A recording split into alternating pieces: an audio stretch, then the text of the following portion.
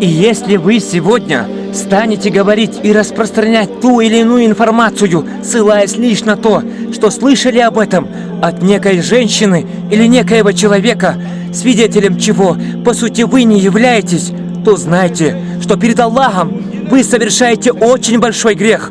Если вы это не видели своими глазами и не слышали воочию сами, а лишь слышали от кого-то, то знайте же, что вы такой же фасик, то есть грешник, который позабыл Аллаха и которого Аллах заставил забыть самого себя, назвав столь унизительным и скверным именем фасик.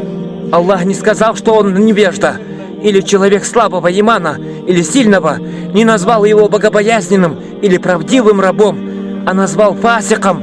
А ты берешь слова этого униженного Аллахом человека и своими устами передаешь все это, пачкая и свой язык, и задевая честь других. Так не уподобляйся же ему. Лучше скажи ему, что даже если ты говоришь правду, то ты злословишь за спиной других. А если же ты лжешь, то ты наводишь клевету.